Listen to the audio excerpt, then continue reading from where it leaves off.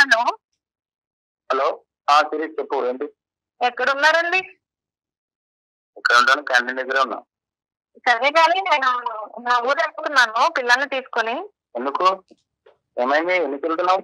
లేదండి నేను రావట్లేదు, మీరే అది చూసుకోండి సరేనా. మీరే అది మెయింటైన్ చేయండి. నేనైతే ఇంకా నేను వెళ్ళిపోతున్నానండి పిల్లల్ని తీసుకొని, ఇంకా రాను. ఒక్కడి వల్ల ఎలా అవుతుంది? అవన్నీ మీరు చూసుకోండి, నాకేం సంబంధం లేదండి. ఇంకా నేను మీతో ఉండలేనండి, నేను వెళ్ళిపోతున్నాను నా పిల్లల్ని తీసుకొని. ఆఖరిసారిగా నేను ఒకసారి మన కళ్యాణ్ చక్రవర్తి గారు డాక్టర్ సైకియాట్రిస్ట్ ఆయనతో నేను ఈ విషయం అనేది నేను చెప్పానండి. మన విషయము ఆయన డప్పు లేదు పప్పు లేదు, నేను కాల్ అనేది కలిపాను. ఒకసారి ఆయన లైన్ లో ఉన్నారు, ఆయనతో మాట్లాడండి. మీరు ఆ క్యాంటీన్ ఎవరికి అప్పు చెప్పి ఒక 10 నిమిషాలు పక్కకు వచ్చి మాట్లాడండి. రాజుగారు నమస్తే అండి. రాజుగారు నమస్తే. నమస్తే. నేను ఊరోనే కానీ కొద్దిగా ఇటువంటి విషయాల్లో కొద్దిగా చాకచక్యంగా డీల్ చేసేటటువంటి వ్యక్తి. సో కాసేపు మీరు మాకు టైం ఇవ్వగలిగితే కనుక ఒక 2 నిమిషాలు మాట్లాడతాం మీతో. చెప్పండి. రైట్ రాజుగారు, ఇప్పుడు పరిస్థితి ఏంటంటారు?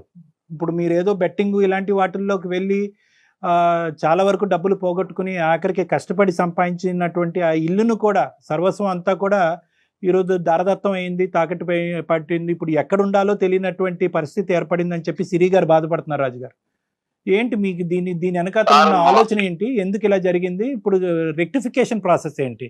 ఏ విధంగా ఈ ప్రాసెస్ ని మనం రిపేర్ చేయగలం? లైఫ్ లో రూపాయి దాచుకొని ఎదగాలంటే తొందరగా ఎదగలేము కదా సార్. అదే ఈ బెట్టింగ్ ద్వారా దీని ద్వారా అయితే తొందరగా ఎదగలుగుతాం. ఇప్పుడు మా బడ్డీ కొట్టుకోరికి వచ్చి చాలా మంది అంటుంటారు, టిఫిన్ చేసుకుంటూ వాళ్ళు మాట్లాడుకుంటున్నారు. మా ఫ్రెండ్ కి ఒకతనికి 50,000 పెడితే 30 లక్షలు వచ్చింది.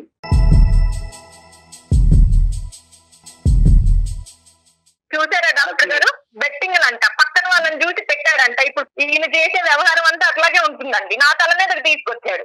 సార్ ఇప్పుడు మాకు ఎలాగో క్యాంటీన్ కాబట్టి దాని మీద ఎట్లాగో బిజినెస్ చేస్తాం. ఏదో స్మార్ట్ ఇప్పుడు మా ఫ్రెండ్ కి 50,000 పెడితే 30 లక్షలు వచ్చింది. వాళ్ళ భార్యకి 5 లక్షలు పెట్టి నెక్లెస్ చేయించి 10 లక్షలు సేవింగ్ చేసుకొని ఇంకో 15 లక్షలు వాళ్ళ భార్య ఇచ్చి మళ్ళీ ఆడమని చెప్తుంది. ఎందుకు చెప్తుంది? ఎంకరేజ్మెంట్ చేస్తుంది వస్తాయని. మనకు కూడా ఎవరైనా ఆశపడడంలో తప్పలేదు కదా సార్. కాదు, అతను ఒక్కడే ఆడుతున్నాడా మొత్తం? ఇది మీ ఇంకెవరు ఆడట్లేదా? ఇందులో గెలిచిన వాళ్ళు చాలా మంది ఆడుతున్నారు. చాలా మంది ఆడుతున్నారు. ఇప్పుడు మనం చూడట్లేదు ఐపీఎల్ మ్యాచ్లు బెట్టింగ్ చూస్తున్నాం సార్, చూస్తున్నాం, కాదనట్లేదు.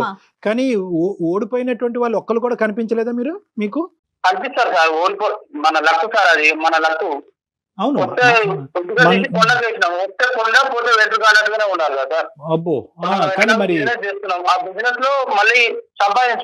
ఇక్కడ ఎక్కడ పోయింది? వెంట్రుకి పోలేదు, జుట్టే ఊడిపోయింది. ఇక్కడ వెంట్రుకి ఎక్కడ పోయింది? బోడిగుండు అయిపోయింది కదండి. మొత్తం అంతా కూడా పిల్లలతో పాటు మీరు ములగటమే కాకుండా మొత్తం కుటుంబాన్ని అంతా ముంచేశారు. మళ్ళీ ఈ ₹1,00,00,000 ప్రాపర్టీ జీవితకాలంలో ఎప్పుడు సంపాదిస్తారో ఎవరికీ తెలీదు. మీరు బ్యాచులర్ గా ఉండి మీరు ఏం చేసుకుని మీరు తల తాకట్టు పెట్టుకుని అప్పు తీర్చుకుని ఏం చేసుకుంటారో అది వేరే విషయం. మీరు ఎంత రిస్క్ అన్నా తీసుకోండి, అది నేను మాట్లాడట్లేదు ఈ రోజు ఇక్కడ. కానీ మీతో పాటు ముడిపడినటువంటి నీ భార్య నీ పిల్లలకి, ఎందుకంటే ఈ మొత్తం ఇంట్లో సంపాదన కష్టార్జితం ఆవిడది కూడా, అది గుర్తుపెట్టుకోండి. ఇప్పుడు ఎక్కడ వెళ్ళి ఉంటారు? నో రాజు ఒక్క నిమిషం. ఎంతో కొంత వస్తుంది, కానీ పోగొట్టుకున్నటువంటి ఆస్తి పిల్లలు రేపొద్దున పిల్లలకి ఎన్నో విధాలుగా చదువులు కావచ్చు, పెళ్లిళ్ళు కావచ్చు, ఎన్నో విధాలుగా ఈ రోజు ₹1,00,00,000 10 కోట్లు అవ్వచ్చు రేపొద్దున. చాలా విచిత్రంగా మాట్లాడుతున్నారు రాజుగారు. ఎంతో కొంత వస్తుందని పాత ఆస్తిని పోగొట్టుకుంటామా? ఉన్నదాన్ని పోగొట్టుకుంటారా? ఈ నష్టం అనేటటువంటిది కొద్దిగా కూడా మీలో పశ్చాత్తాపం గానీ ఒక ఫీలింగ్ గానీ క్రియేట్ చేయట్లేదా రాజుగారు? పశ్చాత్తాపం అంటే ఇప్పుడు వాళ్ళు ఎదుటి వారం చూసి మనం బతకడం, వాళ్ళని చూసి అబ్బా వానికి ఇంత వచ్చింది అంత వచ్చిందని మనం స్వార్థపడకూడదు. మనం కూడా మన అదృష్టాన్ని పరీక్షించుకోవాలి సార్. కాదు, ఒక్క నిమిషం సిరి, నువ్వు ఒక 2 నిమిషాలు అతనితో మాట్లాడమ్మా. అసలు అతను ఏమంటున్నాడు అంటే కనుక వాళ్ళు ఎవరినో చూశాను, వాళ్ళు గెలిచారు అని అంటున్నాడు. వాళ్ళు ఎవరు అనేది మీ షాప్కి వచ్చినటువంటి వాళ్ళు నీకు కనిపించారమ్మా? వాళ్ళు నీతో కూడా చెప్పారా? ఎవరే బాబు 50,000 పెడితే సిరి మేము 50,000 పెడితే? ఏం చెప్పలేదండి.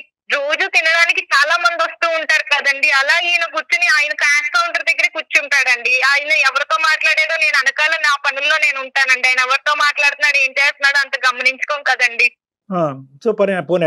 పేరుకి రాజండి బాబు, నువ్వు పేరుకి రాజమ్మ, రాజు మహారాజులా ఫీల్ అయిపోయి నువ్వు వేషాలు అనేది వెయ్యొద్దు ఇక్కడ.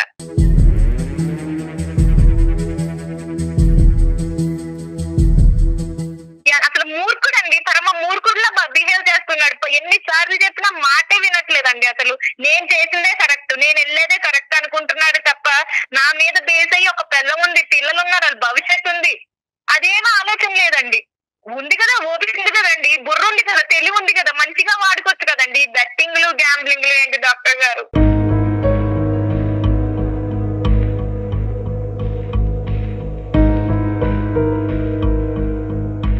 ఆడితే దాంట్లో వస్తుంది సార్, తగిలితే తగలొచ్చు. నాన్న నువ్వు దీని మీద ఏమైనా రీసెర్చ్ చేసావా? నెక్స్ట్ టైం తగులుతుంది. నువ్వు చూసినటువంటి ఆ ఒక్క వ్యక్తి 50,000కి 3 లక్షలు వచ్చినటువంటి ఒక్క వ్యక్తిని నువ్వు చూసావు. నేను కొన్ని వేల మంది ఈ గ్యాంబ్లింగ్ వల్ల మునిగిపోయినటువంటి వాళ్ళని చూశాను. నా అనుభవం ఎక్కువ, నీ ఆలోచన ఎక్కువ. ఒక్కసారి ఆలోచించుకో.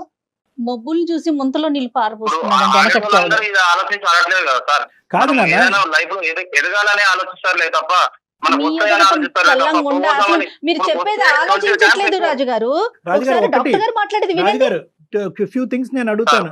₹1,00,00,000 వ్యవహారం చెల్లుబాటు అయిందా? ఇంకా వెనకాతలు ఏమన్నా అప్పులు సప్పులు ఉన్నాయి? ఆవిడకు ముందే చెప్పండి, అప్పుడే గుండు పగిలేటట్టుంది ఆవిడ.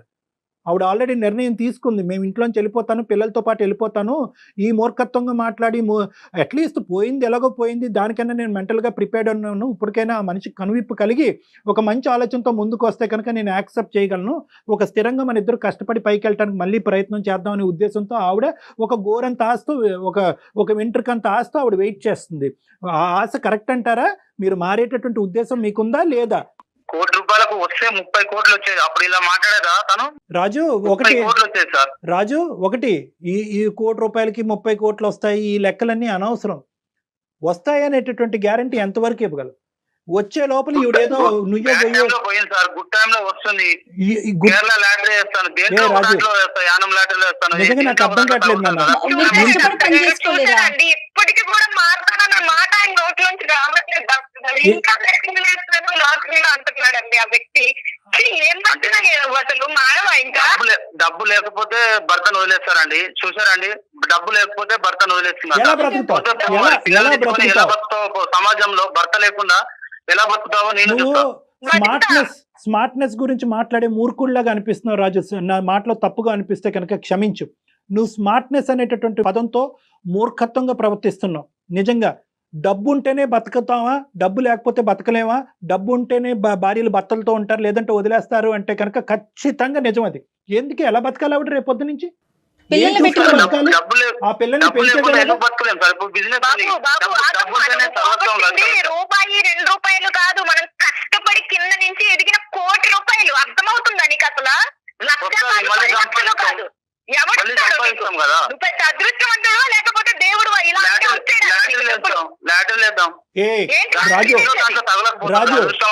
రాజు, ప్రతి మనిషికి ఒక పిచ్చి ఉంటుందేమో గానీ ఇది నీకుండేటటువంటి పిచ్చి కళల పిచ్చి. నువ్వు ఊహాజనకమైనటువంటి కళల లోకంలో తేలుతున్నావు, రియాలిటీకి చాలా దూరంగా వెళ్ళిపోతున్నావు. ఇది మంచిది కాదు. రేపొద్దున నేను ఇది అవుతాను, one day I will become king అని ఆ పాత సినిమా రాజేంద్ర ప్రసాద్ లాగా ఉంది మాట. వాళ్ళని చూసి అబ్బా వాడికి తగిలింది వీడికి తగిలింది, అదే మనకు వచ్చే బాగుందని స్వార్థంగా ఆలోచించే బదులు మనం కూడా ఒకసారి ట్రై చేస్తే మనకు వస్తుంది కదా నాన్న. ట్రై చేయొచ్చు, ఇందాక జీవితంలో ఒకసారి ఉంటుంది. ఎప్పుడైనా కూడా నువ్వు ఇలాంటి రిస్క్ తీసుకోవాలి అంటే, స్మార్ట్ గా రిస్క్ తీసుకోవాలంటే కనుక రిస్క్ వల్ల జరిగేటటువంటి నష్టం, నీతో పాటు ఎవరున్నారు, ఎవరు మునిగిపోతున్నారు అనేటటువంటి ఆలోచన కూడా చాలా ఇంపార్టెంట్. అదృష్టం సార్, అదృష్టం వరించినప్పుడు ఖచ్చితంగా నీ అదృష్టం తగలయ్యా. ఏం బాబు ఈ అదృష్టం? ఏం అదృష్టం అయ్యా? నీ భార్య ఇలా ఏడవటం అదృష్టమా? ఏది అదృష్టం? మళ్ళీ కష్టపడి ₹1 కష్టపడి ఎప్పుడు కావాలి? దాచుకొని అదేదో ఒకసారి ఇట్లా కుండ బద్దలు కొట్టినట్టుగా రాజుగారు. రాజు, గ్యాంబ్లింగ్ నేను ఒక్కటి మంచిగా చెప్తున్నాను. నీ బ్రదర్ అనుకో, లేదంటే మీ పెద్దనాన్న అనుకో, మామయ్య అనుకో, మీ తండ్రి అనుకో, నేను ఒక్క మాట పదే పదే నీకు చెప్తున్నాను. నా తరపున నీ రిక్వెస్ట్, గ్యాంబ్లింగ్ అనేటటువంటిది ప్రపంచంలో అతి భయంకరమైనటువంటి, ప్రస్తుత సమాజంలో ఉండేటటువంటి ఒక అతి భయానకమైనటువంటి ఒక వ్యసనం. లోన్ యాప్ల్లోకి ఏమన్నా వెళ్ళావా నువ్వు? ఏం వెళ్ళలేదు సార్. అలాంటివి వెళ్ళలేవు. మరి ఎక్కడి నుంచి వచ్చినాయి ఇంత డబ్బులు? తన పేరు మీద ఉంది కదా, ఎవరేం చేస్తారు, ఇదేం మాట్లాడతాదని ఆడది అనుకుని నన్ను కనీసం నా ఇది కూడా లేకుండా పెట్టేశాడండి. అదే రాజు, వచ్చినప్పుడు మాట్లాడు రాజు, వచ్చినప్పుడు మాట్లాడు. నీకు నీ పాదాలకి దండం పెడతాది. అదే వస్తే మీకు కాల్ చేసి ఇలా మాట్లాడుతుందా తను? మాట్లాడు కానీ వచ్చినప్పుడు మాట్లాడు.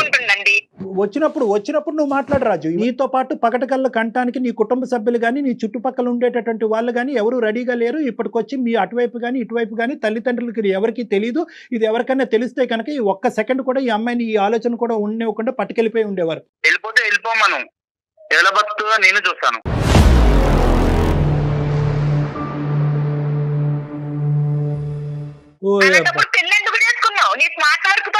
ఏం మాట్లాడుతున్నావు అయ్యా? నీలో ఈ యాంగిల్ కూడా ఉంది, ఈ సాడిస్టిక్ యాంగిల్. బతికించడం కోసమే కదా నేను ఆలోచించేది. బతికించట్లేదు, నువ్వు ఇంకా కింద పరిచేసి చంపేస్తున్నావు మనుషుల్ని. నేను రాసిస్తున్నాను 100% గ్యారంటీ. చాలా సుఖంగా సంతోషంగా అమ్మాయి బతుకుతుంది పిల్లలతో పాటు. ఈ రోజు నష్టం నీకు, ఎవరు ఏమనకుండా ఉంటారా? మార్పు వచ్చేటటువంటి భర్త, కరెక్ట్ గా విధానం పద్ధతిగా ఉండేటటువంటి భర్తతో పాటు ఉండగలిగే హక్కు అమ్మాయికి ఉంది. కానీ ఇలా వ్యసనాల బారిన పడి మొత్తం కుటుంబాన్ని ముంచేటటువంటి భర్తతో పాటు ఉండవలసినటువంటి అవసరం ఆవశ్యకత ఆవిడకి లేదు. ఆవిడకి తెలివితేటలు ఉన్నాయి, ఆవిడకి ఆలోచన శక్తి ఉంది. ముఖ్యంగా కష్టపడి స్మార్ట్నెస్ అనే పదాన్ని పక్కన పెట్టి కష్టాన్ని నమ్ముకుని బతికేటటువంటి తత్వం, కెపాసిటీ ఆవిడకు ఉంది. నువ్వెవరు ఛాలెంజ్ చేసేదానికి ఆవిడకి? ఏం బెదిరిస్తున్నావా రాజు? భర్త లేకుండా ఎలా ఉంటారని? ఆ రోజులు ఎప్పుడో మారిపోయినాయి. దయచేసి వాస్తవంలోకి రా. కదండి అలాంటి మాటలే మాట్లాడతాడు. అన్ని పిచ్చి మాటలు లాగా అనిపిస్తా ఉన్నాయి. వదిలేమ్మా, నేనైతే గట్టిగా మాట్లాడుతున్నానని నువ్వు గట్టిగా మాట్లాడద్దు. అది కాదు, లేదు అతను తెలివితో. ఇది మూర్ఖత్వం అమ్మా నానా, ఇది మూర్ఖత్వం. నీ 30 కోట్లు తగలయ్యా, నీ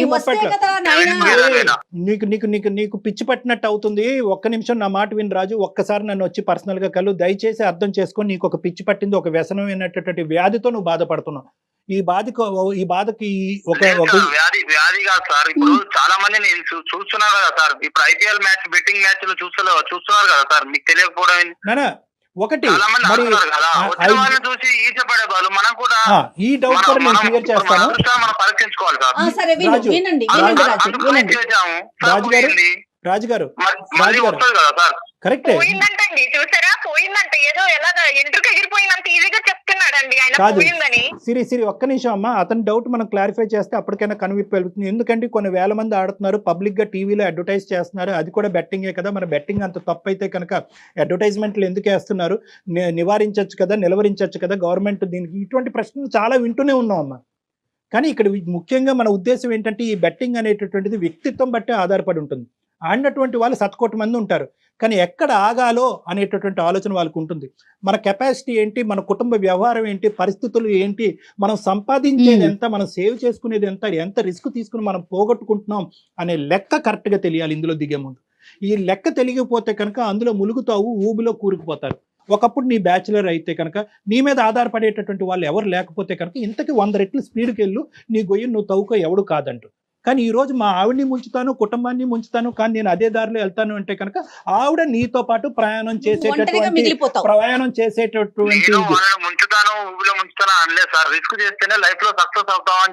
నీ పాట నువ్వే రిస్క్ తీసుకోవాల్సి. రాజు రిస్క్ తీసుకోవాల్సినటువంటి రిస్క్ తీసుకోవచ్చు, కానీ ఆలోచనతో రిస్క్ తీసుకోవాలి, అవసరం బట్టి రిస్క్ తీసుకోవాలి, పరిస్థితులు బట్టి రిస్క్ తీసుకోవాలి, ఆధారపడేటటువంటి వ్యక్తులు బట్టి రిస్క్ తీసుకోవాలి. దయచేసి అర్థం చేసుకో. ఇప్పటికైనా కూడా నీకు ఆలోచన లేకుండా రిస్క్ స్మార్ట్ అంటే కనుక పదాల పరంగా నువ్వు వాడుతున్నావు, కానీ ఈ పదాలకి డెఫినేషన్ నీకు తెలియదు. నువ్వు అమాయకుడువో, మూర్ఖుడువో, పిచ్చోడువో నాకైతే అర్థం కావట్లేదు. ఈ మూడిట్లో ఎవరు